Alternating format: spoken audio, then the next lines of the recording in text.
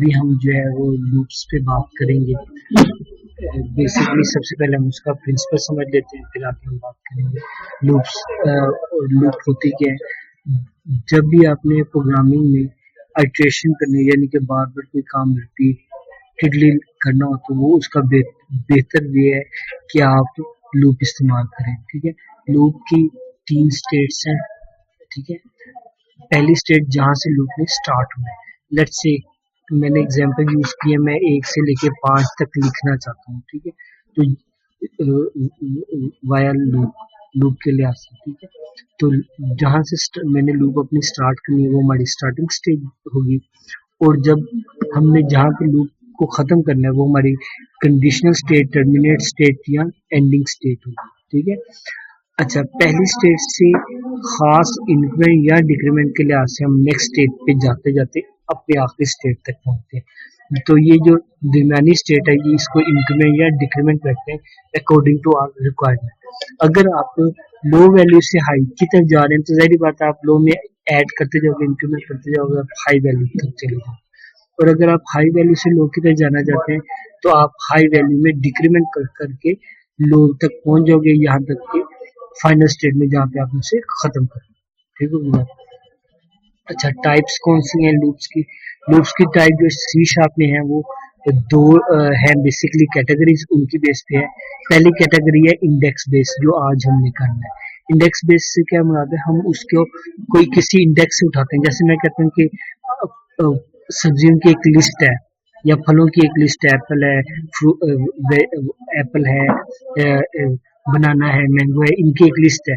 तो आपने जब इसको गेट करना है तो आप क्या करते हैं, अगर आप उसको लिस्ट में नंबर दे दो 1 2 3 4 5 6, 1 पे मैंगो है, 2 पे बनाना है, 3 पे एप्पल है, तो जब आप इसे एक्सेस करते हैं तो अगर आप नंबर से एक्सेस करते हैं तो वो इंडेक्स बेस्ड सर्चिंग कहलाएगी।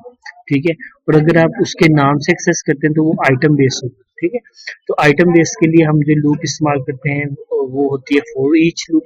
वो आगे अरे के बाद मैं नेक्स्ट टॉपिक में आपको बताऊंगा। आज हम इंडेक्स बेस्ड लूप की बात करेंगे। जो ये अभी आपने जो ऊपर हमने प्रिंसिपल किया है, नोट किया है, वो प्रिंसिपल जो है वो इंडेक्स बेस्ड के लिए ही है। ठीक है, तो आज हम इन तीनों लूप्स को देखेंगे।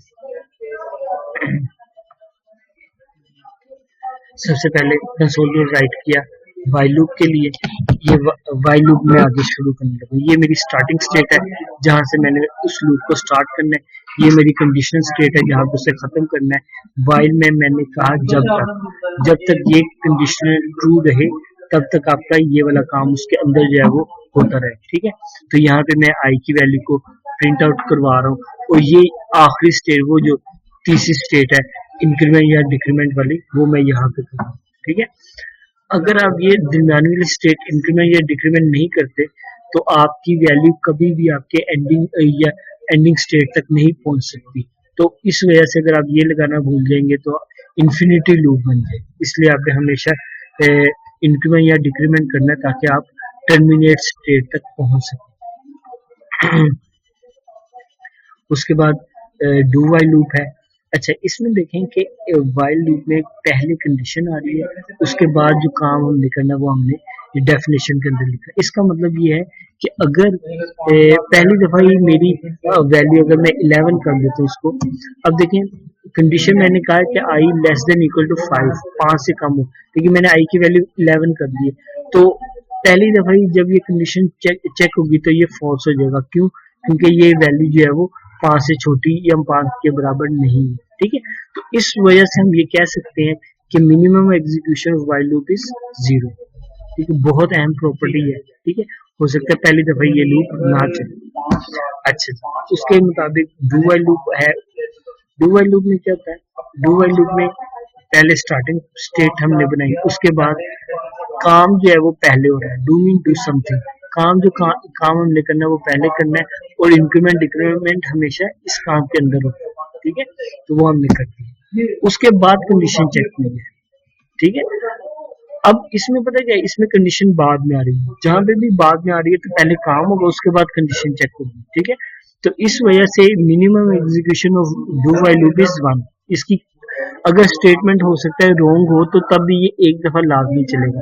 इसकी इस प्रॉपर्टी की वजह से इसे जो है वो हम कहाँ पे इस्तेमाल करते हैं, इसे हम पजल या गेसिंग गेम्स में इस्तेमाल करते हैं जहाँ पे हमने किसी चीज को चेक करना हो एटलीस्ट वंस।